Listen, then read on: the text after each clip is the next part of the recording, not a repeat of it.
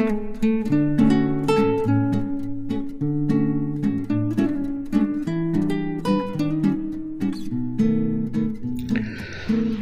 मित्रों, मेरा नाम है डॉक्टर आर.बी. धवन।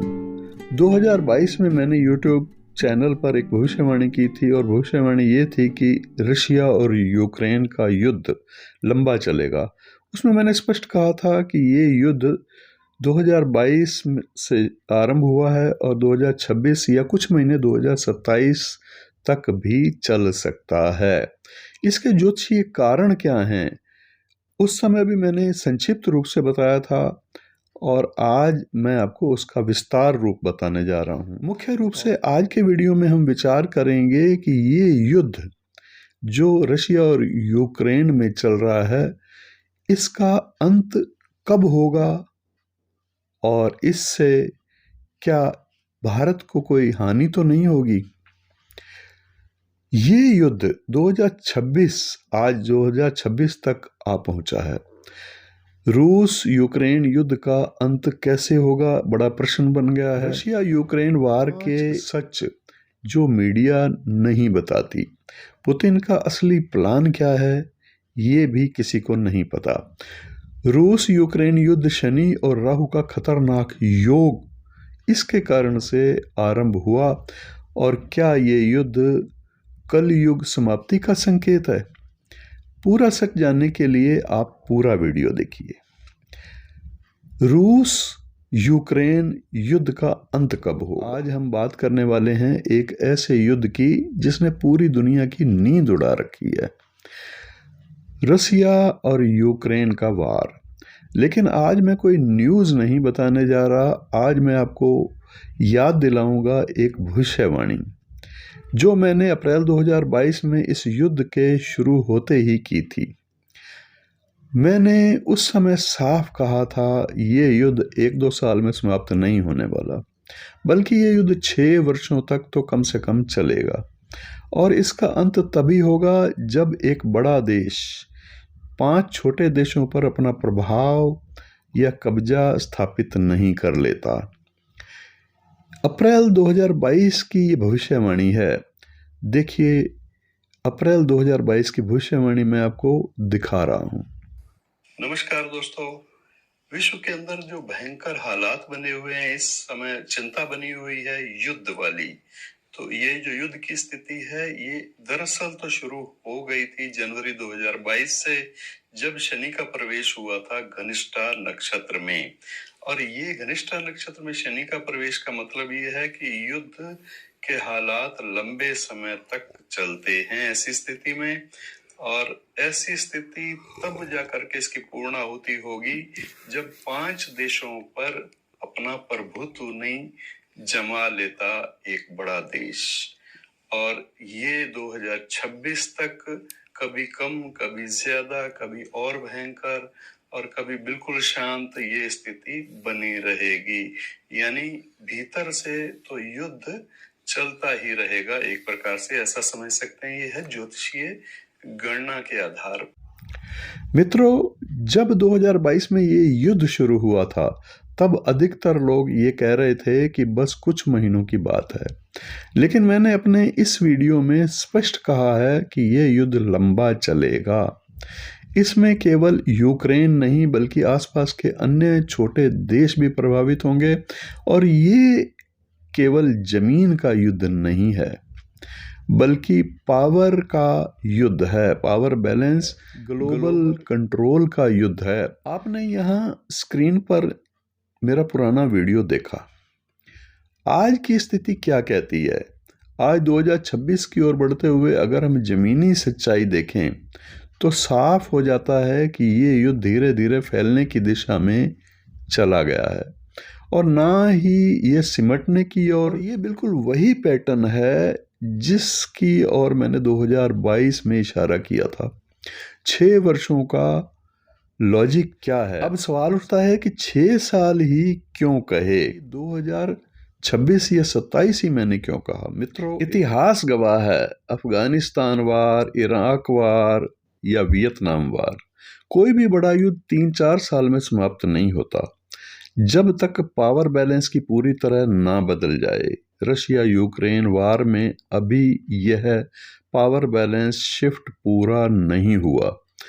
5 छोटे देशों का संकेत क्या था? जब मैंने कहा था कि एक बड़ा देश 5 छोटे देशों पर अधिकार प्राप्त कर लेगा, कब्जा करेगा या फिर उस पर किसी प्रकार से अधिकार प्राप्त करेगा, तो इसका मतलब क्या था? इसका मतलब है मिलिट्री कब्जा नहीं, बल्कि ये युद्ध का अंत तभी होगा जब विरोधी पक्ष नेगोशिएशन के लिए मजबूर हो जाएगा। क्या ये वर्ल्ड वार 3 बनेगा? मैं ये स्पष्ट कर देना चाहता हूं कि ये युद्ध वर्ल्ड वार 3 का प्रारूप ही है, लेकिन पूर्ण विश्व युद्ध तभी बनेगा जब डायरेक्ट पार्टिसिपेशन बढ़ेगी। अभी ये युद्ध कंट्रोल में चल रहा है। मेरे आज के विश्लेषण और 2022 की भविष्यवाणी के आधार पर यह युद्ध 2027 से पहले समाप्त होता नहीं दिखता। इसका अंत नेगोशिएशन से ही होगा, विक्ट्री डिक्लेरेशन से नहीं। युद्ध आरंभ और समाप्त के ग्रह योग क्या हैं और क्या थे 2022 में? 2022 में युद्ध के समय बने प्रमुख ज्योतिषीय कारण क्या थे? जैसे कि धनिष्ठा नक्षत्र में शनि का प्रवेश 18 फरवरी 2022 को हो गया था। युद्ध की पूरी तैयारी या युद्ध का मूल बीज पड़ गया था। हालांकि युद्ध का पहला अटैक 24 फरवरी 2022 के दिन भारतीय समय के अनुसार लगभग सुबह 5 से 6 बजे के बीच हुआ था। इससे पहले रूस ने 10 फरवरी से 20 फरवरी के मध्य युद्धाभ्यास किया था। शनि और मंगल ग्रह की स्थिति फरवरी मार्च 2022 के मध्य बहुत खतरनाक बन गई थी। शनि ग्रह तो 18 फरवरी 2022 को ही मंगल के नक्षत्र धनिष्ठा में आ गया था। इसके बाद 28-29 मार्च को जब मंगल भी अपने नक्षत्र धनिष्ठा में आया तो युद्ध और भीषण हो गया था।